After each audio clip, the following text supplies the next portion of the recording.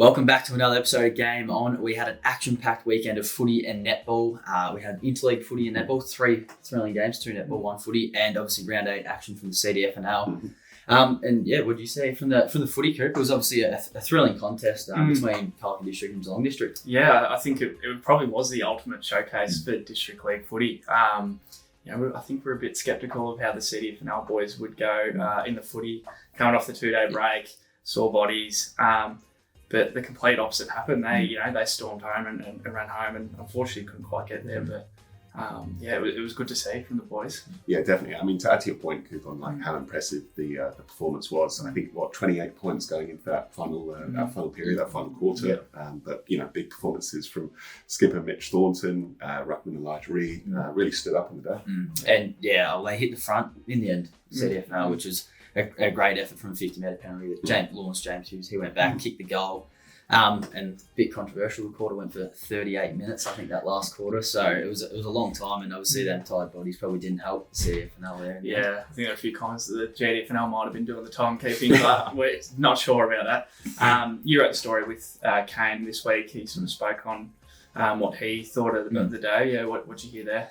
Yeah, well, he was really proud of his team, and he thought that this group has kind of built the future for Interleague Football for the CDFNL. They said that they used kind of a bit of motivation having to play. Obviously, GDFL had the bye the weekend, but they used that as motivation trying to come off a 2-day break. Yeah. And Kane was really confident that this is only going to grow from here. It's going to be a great thing for the future, I think, CDFNL Interleague. In Interleague Netball, 7 points was the deciding margin in the footy, and it was actually 7 goals as well in the netball, 49-42. And what did you see? Yeah, well, it was a similar sort of story to footy. The girls were coming off a 2-day break, but I think that they'd be happy as well. Again, it was slippery court, which always makes it a little bit harder, but I think it's a good outcome in the end, and Eliza Carr would have been pretty happy. I think I'm pretty impressed with Lee Potter. Obviously, she's one of the competition best, we know that, but she probably has to do a lot of defending at lawn, whereas, on Monday, the big stage, with the best of the best, she was best on court as well. So I think that really solidifies her as, one of the competition's best, definitely. Yeah. I mean, talking to Eliza, she said that, she had a really physical battle against Lee in the CDFNL on Saturday, in a 1-goal game, actually. And, backing up, playing all 4 quarters of netball on the Mondays is really impressive. And it kind of adds to the point as well that CDFNL weren't able to use their speed, or Eliza thought that their best asset as a team was their speed. As you said, Coop, slippery conditions, you're not going to be able to access that part of the game as easily. But yeah, you're right. Lee Potter was a massive standout. Ruby Bowers as well, played full 4 quarters. Amazing partnership, putting together an all-star lineup like this, And the under-17, they were the other game that played the under-17 netballs. They had a narrow loss as well, went down by 2 goals. But Claire Robertson, she was really proud of her team's fight. Obviously, they backed up with 2 games as well in 2 days. But they had a few standouts. Matilda Dare and Georgia Egan, they both shot 15 goals from Illawarra Biak. And South Colac's Ruby Fountain was really dominant in their midcourt. Looking back at the highlights from the CDFNL football weekend, the Great Escape, Lou, yes. Yeah, Birregurra, they probably really dodged the bullet here against the Western Eagles. Obviously, Birri on top. Western Eagles, I think they're 9th at the moment. But the Eagles, they seem to love a bit of an upset, and we thought it was on the cards. We were there at the game. But they couldn't quite get over the line there. They couldn't quite hold on. And Ethan Floyd, he was the recipient of a downfield free kick, I think. Was it his, Lou?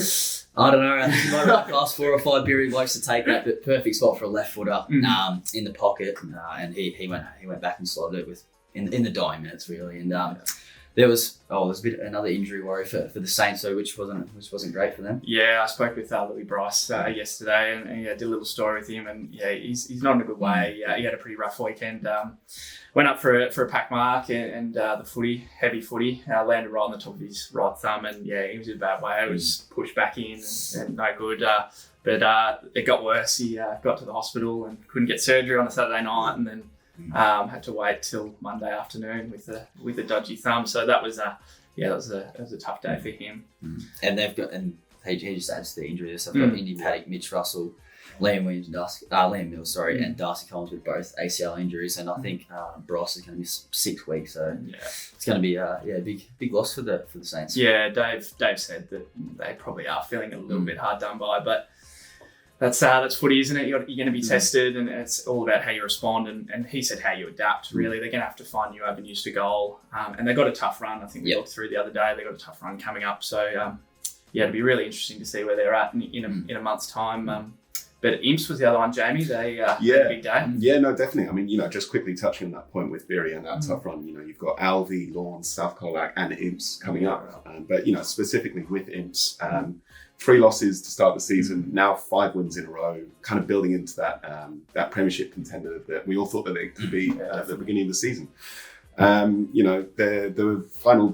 next month, of games comes against Illawarra Biak, South Colac and Alvey, and obviously Berrigara, as we just said. And that's going to really show where they're at. I suppose that next 4 weeks, beating Lawrence obviously been a great start, but the next 4 weeks are going to be huge for them. Yeah. Unfortunately, they will be without Alistair O'Donnell, dislocated shoulder early in the game. Hayden Russell also suffered a serious knee injury by the sounds of it as well. So it will be tough, but a good test of character for the Imps. And CDFNL Netball, we've just mentioned before, Lawn Imps was a really close game, 47-46 in the way of the Imps. It was 27-20 Imps way at half, but Lawn brought it back in the third, tying it at 34 apiece. 43 goals off 48 shots for Sade Stafford. She continues to lead the league. I think she's ahead by now 50 goals. I think Kiara Foster. She can't be stopped. I mean, Kiara Foster, she was playing basketball on the weekend, so she's second on the ladder. So Sade got a bit of a lead going there. But Simpson South, Simpson needed this win. They needed this win. And they got it 53-39 against the Roos, tied on 16 points now for 5th, 6th in the ladder. And looking at the ladder, as you said, Simpson and South Colac, they're tied 5th and 6th. But looking at the whole ladder, it's really close from 1 down to 7. There's the top 3, Imps, Illawarra Biak and Alvey. They're all on 7 wins and 1 loss. So it's kind of anyone's game in the netball, isn't it? Yeah, well, you said Simpson needed that win, but I would have said South probably needed it just as much, if not more. That probably sits them, off the pack there, and they've been there and thereabouts for so long. It probably makes you question, where they're at this year. But I think Bury are really exciting as well. They're just off the mark there, but they're just as good and good enough to go deep with the top teams there. So it's going to be a really interesting back half of the year. It's going to be one to watch the netball. I think. Definitely. I mean, even like 8th place Old Bay. You look at their percentage, 101. It's better than South. Oh, sorry, not better than South. Better than Simpson. Better than Lawn. And they've just been losing these really tight games. So 1 through 8 almost. It's, and same as Lawn. They're in 7th there, and they've pushed some of the top teams. You've seen them push the ladder leaders and probably could have won that one. So it's very interesting. Now for some soccer news, the Colac and District had a bye this long weekend, but 3 of their youngsters, Dash Bannon, TJ Monaghan and Solomon Coventry, they played in the Victorian Country Championships for the Geelong region, and they did quite well. Yeah, the trio usually play together all in the one Rovers side, but they were separated this weekend from the under 13 boys, under 12 boys and under 11 boys blue team. And Moynihan's, or TJ Moynihan's under 12 team saw the most success on the weekend. They didn't necessarily win their division, but they did manage to push their division winners in a tight 1-0 loss. I think their largest margin of any loss was by 1 goal. I think they had a 2-1 loss, 1-0 loss obviously here.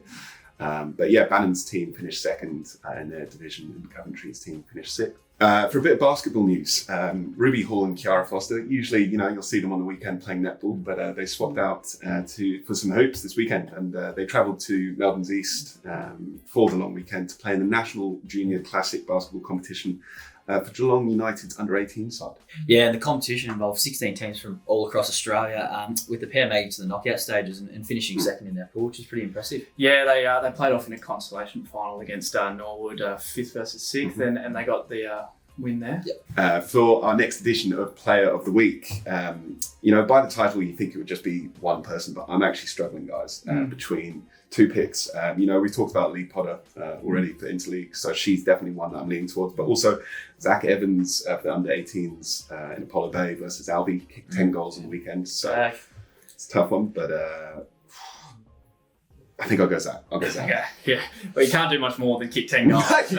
So we're happy to give him that one. Yeah. And my player of the week is Ben Cox, obviously South Carolina champion, knocked up his 200th game for the club, kicked 4 goals against Simpson. So, congrats to Ben, and what a great achievement for him. Yeah, I'm going to give some flowers to Billy Buchanan. He was on debut this week, and the Buchanans, they seem to get better as they get younger. Obviously, you've seen Charlie and Max is in there, but Billy was really good on the weekend. Then you got Ted, who is in that big country squad. But yeah, Billy, he looks for he's really composed character, not super exuberant, but he it's definitely went out there and looked comfortable level. Had one moment where he ran back towards goal and tackled a Geelong West bloke and then cleared the 50. I didn't quite have his stats from the weekend, but he looked a very comfortable player at senior level. Thanks for watching another episode of Game On. We'll be back next Monday.